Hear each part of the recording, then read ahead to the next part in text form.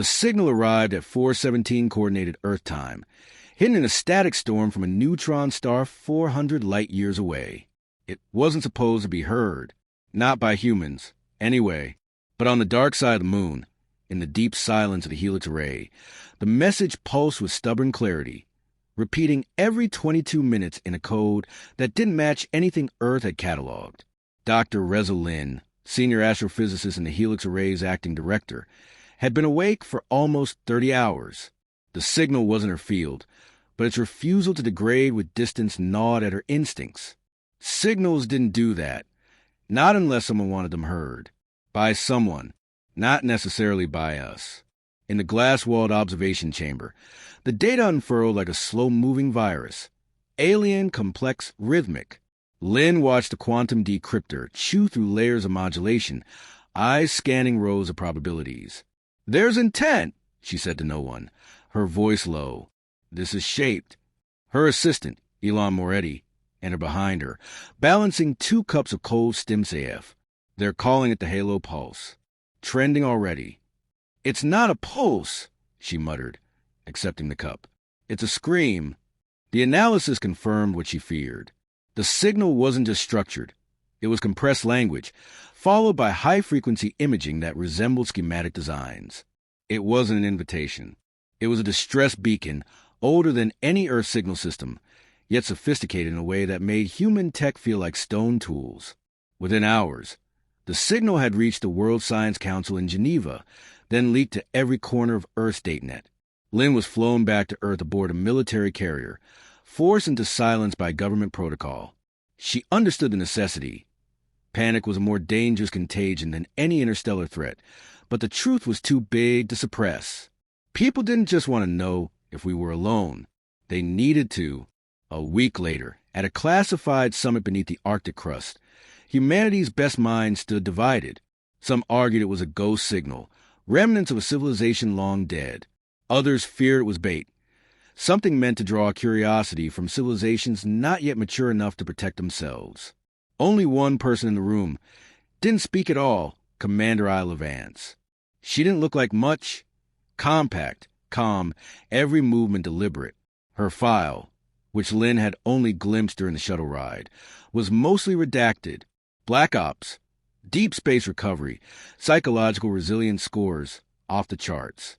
She wasn't here for opinions. She was here to do what came next. After 2 hours of circular debate, Vance stood, her voice precise and cool. "We're wasting time. This is a distress call. We are the ones who heard it. That makes it ours." Lin tilted her head. "That's not how interstellar ethics work." Vance turned to her.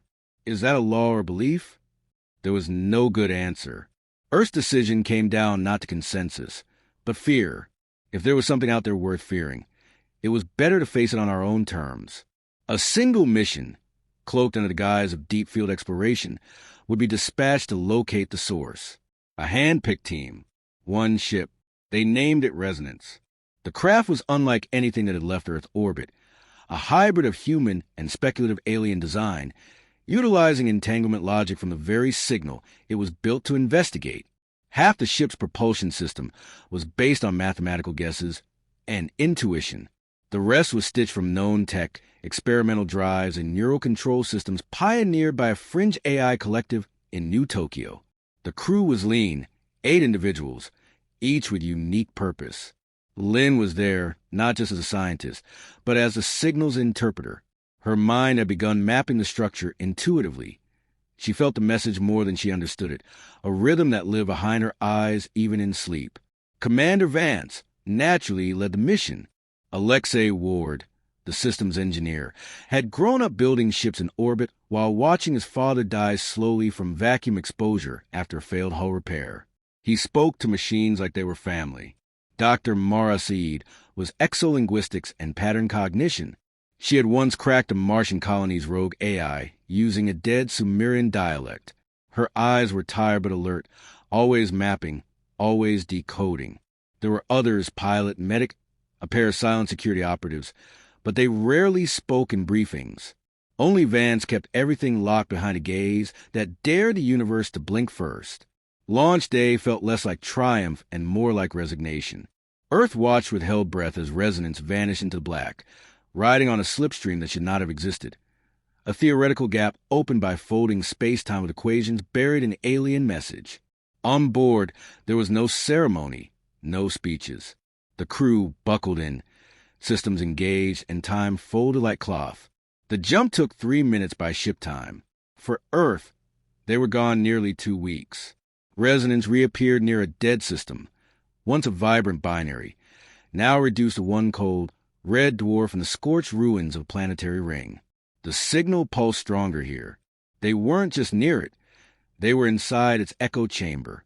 On the third day, Ward detected something impossible. A structure, he said, voice cracking with disbelief. 500,000 kilometers wide. It's dormant. Lynn studied the visuals. It was a ring, massive and black against the dying light of the sun. Not natural. Smooth, clean, geometric. A Dyson fragment? No, not even close. As the ship drifted closer, a new pattern emerged beneath the original signal. Lower frequency. Buried. A countdown.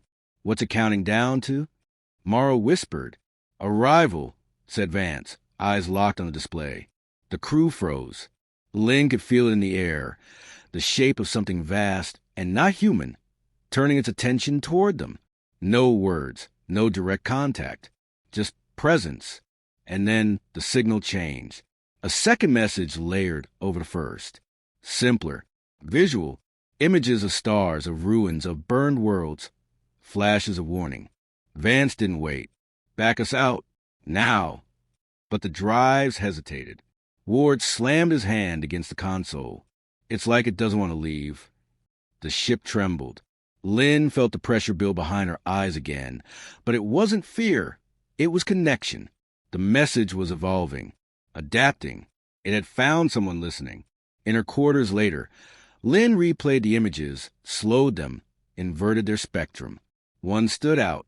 A figure, not human, standing in a circle of fire, arms raised. A beacon. It wasn't asking for rescue. It was passing on responsibility. We are gone, the message said, in shapes and pulses. Now you must listen. The crew gathered again in silence. No one spoke, not even Vance. Outside the viewport, the black ring drifted like a tombstone, ancient and waiting. Earth had picked up a signal, not meant for them. And now, someone or something knew they had answered. The stars no longer looked like distant lights to Commander Isla Vance. They loomed like questions, mute, infinite, demanding answers she had no words for. Resonance drifted in deep space beyond the Orion barrier, its hull cloaked in silence. No beacons, no pings, just a long, slow breath of the ship's artificial systems and the pulse of the signal that had brought them here.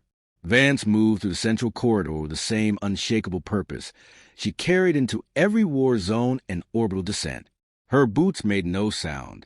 Her mind kept returning to the figure in the fire, the image Lynn had pulled from the signal. It wasn't fear that gripped her now. It was inevitability. Reza Lynn stood in the data sphere, bathed in soft blue light, as a swarm of symbols floated around her like snowflakes. She didn't notice Vance's approach until the glass shimmered with a new pulse and snapped into a narrow beam of light. Found something? Vance asked. Lynn didn't look away. I think it's memory. This signal, it's not just a broadcast. It's storing something. Maybe someone. Like an archive? Or a consciousness. A compressed one. That figure in the flame, it wasn't just symbolic. It could have been an imprint. Vance studied her. Of who? I don't know. But they didn't just want help. They wanted to be understood. Maybe remembered. Behind them, the ship's engines shifted tone. A flicker of power coursed through the floor. Alexei Ward's voice echoed from the comms grid. Commander, I've got something you're going to want to see in engineering. Starboard ray just pinged hard, 25 degrees off our projected path. Vance turned. On my way. The engineering deck pulsed with dim emergency lighting. Ward stood over a circular display with his sleeves rolled up, fingers dancing through transparent interface layers like conductor. His pale knuckles bore faint scars. each one earned from close calls with vacuum-sealed death. He didn't look up as Vance entered. "Something's moving," he said. "It's slow, spherical, and cold, real cold. Background radiation barely clings to it. But it's, how do I put this? Too perfect, like it was designed to be invisible. Proximity, 2,000 kilometers and closing." She narrowed her eyes. "Intentional movement? Too early to call. But it's not drifting. It's creeping." Vance tapped her comm bridge. "Bring us to half-thruster. Keep orientation fixed. I want that object tracked without provoking it." "Copy," came the crisp voice of Pilot Jensen. Ward leaned closer to the projection. I ran spectral analysis. "There's something inside. Irregular geometry. Manifold shape." Lynn had joined them, eyes wide. "Manifold? You're saying it's folded inside itself?" "Yeah, like a tesseract, but worse." Mara Saeed arrived a moment later, hair slightly disheveled. Having clearly been pulled from sleep, she took one look at the scan and muttered, "That's not a natural form." Lynn glanced at her. "Meaning? It's a message, a physical one, or a vault." Vance watched the slow rotation of the object as it drifted on the display. It wasn't large, maybe 50 meters across, but its presence felt deliberate, like a door waiting for someone to notice the handle. "We're retrieving it," she said. The launch drone departed resonance silently, its grapple arms extending toward the object with mechanical elegance. For 7 tense minutes, nothing happened. Then contact. No resistance. No response. As the drone returned, object in tow, Lynn monitored the signal fluctuations. "It's vibrating in harmonic frequency, like it recognizes us. Can you shut it down if it activates?" Vance asked. Lynn hesitated. "If it's like the signal, then no. But maybe I can listen without triggering it fully." Hours later, the sphere sat in the isolation bay, a black, matte orb now humming faintly. Everyone gathered behind a reinforced glass. Vance, Lynn, Saeed, Ward, and 2 silent security operatives. "I'm unlocking its outer layer," Ward announced. The sphere opened with no mechanical sound, splitting like a flower in slow bloom. Inside, a smaller core luminous, suspended in a network of thin crystalline strands that shimmered like spider silk under starlight. Lynn reached instinctively for the controls. "There's data flowing, not electronic, biophotonic. It's pulsing in code. But the rhythm..." Saeed stepped forward, frowning. "It's familiar. Same base structure as the signal. Just layered more deeply. Can we decode it?" Vance asked. Lynn didn't answer. She was already working. The lights dimmed slightly across the ship as systems diverted power. From the core of the sphere, a projection began to take shape, a column of shifting light, tall and narrow, coalescing into a figure. It was not humanoid. It stood on segmented legs, thin arms curled inward, no visible face. Its form shimmered between phases, both present and not. It didn't speak. Instead, it played a series of events. Images, simulations. Worlds burning. Voices screaming. Stars flickering out like candles caught in a wind. Ward flinched. "What the hell is that?" "A warning," Lynn said softly. The projection ended with a single symbol, a ring within a ring, then static. Vance broke the silence. "That's what's coming?" "I think it already came," said Lynn. "And whatever the civilization was, they didn't survive it." Mara leaned against the console, pale. "Why would they store all this? Why send it drifting in space?" Vance turned to her. "Same reason we're here. Hoping someone's out there." The object went dormant again, its core dimming. Silence returned, but it didn't feel peaceful. It felt like the breath before a scream. That night, Vance stood alone in the viewing dome, staring at the blackness. No stars, just shadows. Every instinct in her screamed retreat. Return to Earth, bury this knowledge so deep no one would find again. But something inside her, something colder and sharper, refused. They were alone, yes, but no longer innocent. A signal had found them. A warning had spoken. And somewhere in the dark, the source of it still lingered. She tapped her comm. "All crew, Prepare for trajectory shift. We're heading deeper. The galaxy had called for help. Now humanity had to decide whether to answer again, this time not as bystanders, but as successors. The silence between the stars was not empty. 2 days into the new trajectory, resonance crossed a threshold it could not measure, a gravitational ripple that bent light and sound in inexplicable ways. The stars beyond the viewport appeared stretched, smeared across the dark canvas like brushstrokes. The crew had grown quieter, subdued, as if the ship itself had passed from known space into myth. Dr. Reza barely left the datasphere. The second artifact projection still looped intermittently. Images of devastation, codes layered like sediment. Every frame was now imprinted in her mind, particularly the final one, the double ring symbol. It haunted her dreams, whispering a geometry her subconscious strained to understand.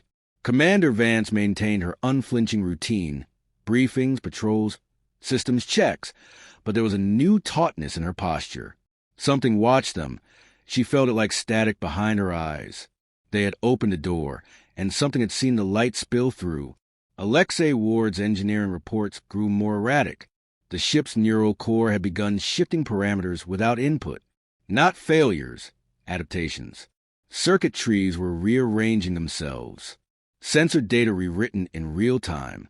When confronted, the core simply responded, maintaining integrity.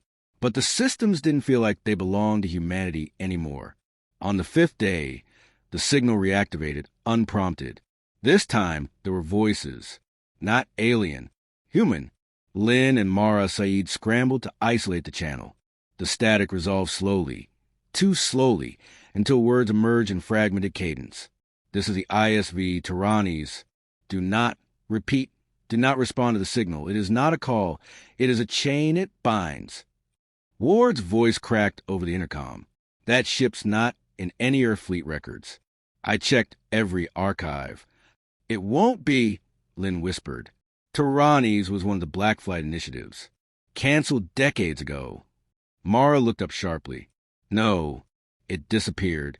Vanished mid-jump over Proxima Gate. They said it was an engine failure. Vance leaned forward. Where is that signal coming from? Ward pointed to a drift vector. Approximately 30 million kilometers. No visible object, but it's there. Vance didn't hesitate. Set course. The space around the source thickened as they approached, as though they were pushing through invisible fabric. Then the ship emerged, its shape half hidden in shadow. Tyrannies floated dead in the void, its surface pitted and scorched, hull breached in 6 places. Lights flickered across one side, faint and blue, like a heartbeat refusing to stop. Resonance locked position a kilometer away. No life signs, Ward confirmed. Vance issued the boarding order herself. The shuttle crossed in silence, gliding over the torn skin of the derelict. Lynn, Saeed, Ward, and one of the silent security officers accompanied her. Their suits linked neurofeeds, overlaying data directly into their fields of vision. Tyrannies was colder than death inside. Ice crystals floated in places where atmosphere had long since leaked out. The central corridors bore signs of conflict. Scorch marks, warped bulkheads. A pressure door melted outward. What did this? Ward muttered. They found the bridge. It had been sealed manually, reinforced with overlapping plasma welds and alloy plating. It took them 20 minutes to cut through. Inside, the remains of the last crew were preserved by vacuum. 6 bodies. One seated at the helm, helmet off, skull resting against the dash as though in prayer. Saeed examined a data slate, still clutched in skeletal fingers. There's a message. Lynn helped translate. The text was barely coherent, written in bursts, like someone fleeing their own thoughts. We thought we were answering a distress call. We didn't realize we were becoming part of it. It doesn't communicate. It assimilates, not biologically, cognitively, memory, emotion, time. It erases context, leaves only trauma. We aren't explorers anymore. We're just another vessel in the chain. Saeed turned to Lynn. That's what they meant. A chain of witness, not rescue. But what's the purpose? Lynn asked, why record this horror? Why pass it along? Vance stepped forward, her voice colder than space. Because something survives through us. Not life, awareness. Memory passed from species to species. Carried across extinction events like spores and fire. Ward found another note, etched directly into the console. If you find this, don't look for the source. Let the dark bury its own dead. They left Tyrannies behind, drifting once more into silence. Back aboard Resonance, the mood shifted. The crew stopped asking questions aloud. Eye contact became scarce. Even Mara, once vibrant with intellectual fire, grew withdrawn. 3 days later, the dream began. First Lynn, then Ward, then one of the security operatives, all reported the same vision. Standing inside a structure of impossible scale, light flowing like liquid across walls, and voices, millions whispering in forgotten languages. They were not being shown something. They were becoming something.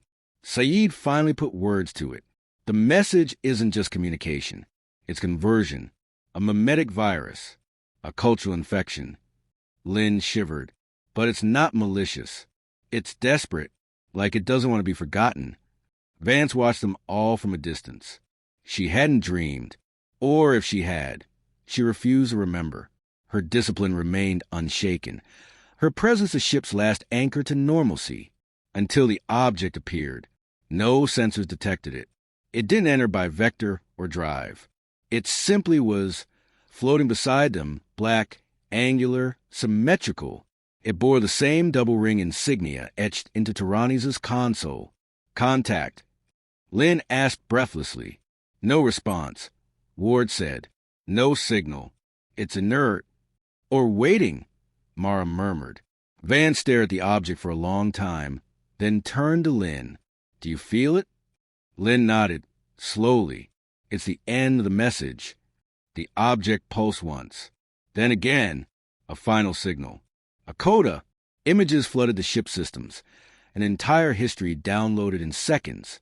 Civilizations consumed by their own echoes. Cultures torn apart by what they couldn't forget. Whole galaxies bearing witness to the same recurring truth. Awareness does not guarantee survival, but forgetting guarantees extinction. In the silence that followed, Lynn spoke a single word, her voice hollow. Archive. The object was a final repository, a lockbox of all who had heard the call, responded, and failed. Tyrannies had added its voice. Now Resonance must decide whether to add theirs or break the chain. Vance stood motionless, hands clenched at her sides. What happens if we refuse? Saeed answered quietly. Then we remain haunted.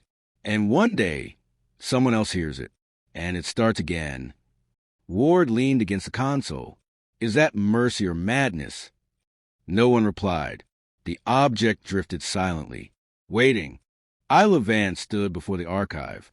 It hung outside Resonance like a judgment, motionless, yet undeniably present. No propulsion, no anchor, no hint of origin. Just that symbol, the double ring, rotating faintly with each glimmer of reflected starlight. All paths forward now spiraled around it. Turn away and carry the ghosts. Open it and become one. Inside the command chamber, the crew sat in silence. Every face was pale, drawn inward, as though the object had already begun rewriting them. Vance looked across the table, at Lynn's red-rimmed eyes, Ward's trembling hands, Saeed's hunched shoulders. Reza Lynn spoke first, voice flat with exhaustion. It wants us to finish it. That's what this has always been about. Each civilization that received the signal contributed something. Memory, data, pain, and then passed it on. Ward rubbed his temples. But why us? Why now? Because we heard it, Saeed said. And because we understood. Even a little. That's enough. That's always been enough. Vance didn't move. What happens if we refuse to contribute? Lynn hesitated. The signal will find someone else. Eventually. Could be decades, centuries. But it always finds a listener. Vance turned to the viewport. The black void stared back. What's the point of carrying trauma across time? Ward asked bitterly. This isn't knowledge, it's grief. Why preserve it? Saeed looked up. Because memory is the only defense left. Not ships, not weapons. Just a warning. This has happened before. Beware the silence that speaks. The console chimed. Lynn stepped forward, eyes narrowing. The object's initiating contact again. Passive link. Vance nodded. Let it. The room dimmed. Light shimmered in the air, warping the walls into something more than space. Like a cathedral built from code. The archive was projecting into their perception, bypassing the senses. No one saw the same image. Vance saw a field of ash with towers of frozen light. Lynn stood in a sea of whispering data threads. Ward saw the broken hulls of ships turning slowly in a red-lit void. Saeed wept, silently, looking into something that had no shape, but all meaning. Then a voice, not spoken, not even thought, offered. The archive didn't want obedience. It didn't demand sacrifice. It asked one question, and one only. Will you remember us? Vance stepped forward. Yes, she whispered, and the archive opened. What followed was not data. It was experience, millennia condensed into sensation, the last thoughts of dying minds, the pulse of alien music fading into black, a star collapsing around a culture that had sung its name into gamma rays, a child floating alone in a dome as the world outside turned to ice. It overwhelmed, then quieted, not with resolution, but resignation. Not all stories had meaning, but all deserved to be remembered. And then the images stopped. Silence again. Ward stumbled to his feet. It's done. No, Lynn said. It's waiting. Vance understood. The archive was incomplete. Resonance had to leave something behind. Not facts, not coordinates, but truth. Their truth. How do we contribute? She asked. The same way the others did, Saeed murmured. We give ourselves. No one's dying for this, Vance said sharply. But Lynn shook her head. Not death, just translation. Saeed brought up a panel. The neural core. It's been adapting since we entered the signals field. It can transcribe experience directly now. Thoughts, memories, identity threads. It can't take everything, but it can preserve enough. Ward exhaled. We be making ourselves part of it. Only what we choose to give, Lynn said. No one's forced. But if we don't, the message ends with us. And the next ones, they'll come in blind. Vance looked at each of them, saw the same answer in every face. She nodded. That night, each member of the crew entered the archive chamber alone, sat before the neural interface, and left behind fragments of themselves. Lynn contributed her discovery. The awe, the terror, the realization that they were not alone and never had been. Ward gave his doubts, his anger, his stubborn resolve to hold together what could not be held.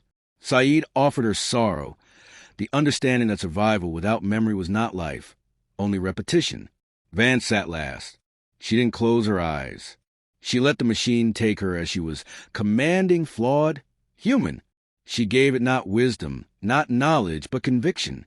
We chose to remember, and the archive closed.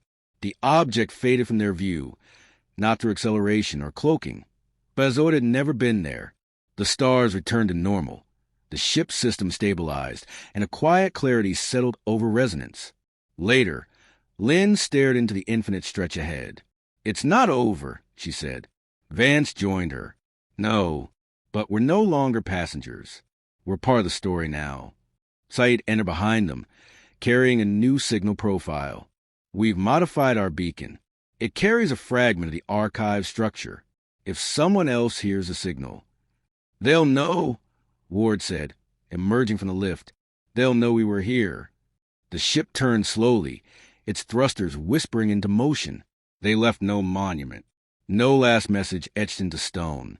Only the truth, embedded in silence, waiting for the next to listen.